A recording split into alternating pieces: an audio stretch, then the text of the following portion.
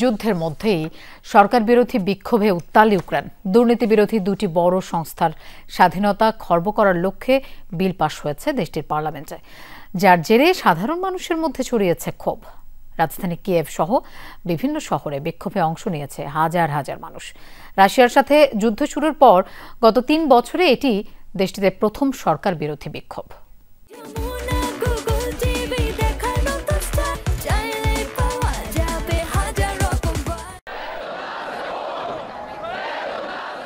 ক্ষুব্ধ জনতার বিক্ষোভের এই দৃশ্য যুদ্ধবিধ্বস্ত ইউক্রেনের।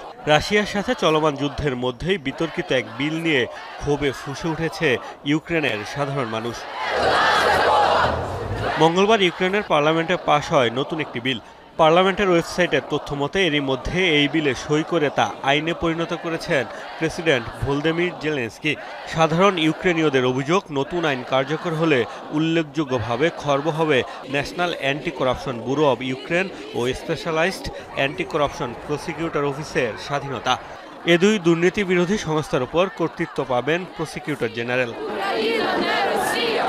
ক্ষুব্ধ সাধারণ মানুষেরা বলছেন, জেলেনস্কি সরকারের নতুন পদক্ষেপে ভেঙে পড়তে পারে দুর্নীতি বিরোধী ব্যবস্থা।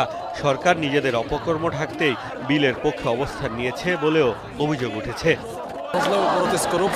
আমাদের দুর্নীতির বিরুদ্ধে লড়াই করতে হবে, যাতে সামরিক বাহিনীকে আরও অর্থ দেওয়া যায়। সরকার যত বেশি কার্যকরভাবে সম্পদের ব্যবহার করবে এবং দুর্নীতি কম হবে, তত বেশি আমরা প্রতিরক্ষা কাজে সম্পদের যোগান পাব। দুর্নীতি এখনো আমাদের বড় সমস্যা। যুদ্ধের মধ্যেও জিডিপির বড় একটি অংশ গ্রাস করছে দুর্নীতি। প্রেসিডেন্ট দুর্নীতির বিরুদ্ধে কঠোর হওয়ার পরিবর্তে ক্ষমতার অপব্যবহার করছে। এরই মধ্যে বিতর্কিত বিলের সমালোচনা করেছে ট্রান্সপারেন্সি ইন্টারন্যাশনাল। এমনকি ইউক্রেন সরকারের এই পদক্ষেপে উদ্বেগ জানিয়েছে ইউরোপীয় ইউনিয়নও। চলমান যুদ্ধের মধ্যেই ইউক্রেনে বেশ কয়েকজন কর্মকর্তার বিরুদ্ধে একাধিকবার অস্ত্র কেনাবেচা সহ বিভিন্ন ইস্যুতে দুর্নীতির অভিযোগ উঠেছে। মোস্তফা মাহমুদ, যমুনা নিউজ।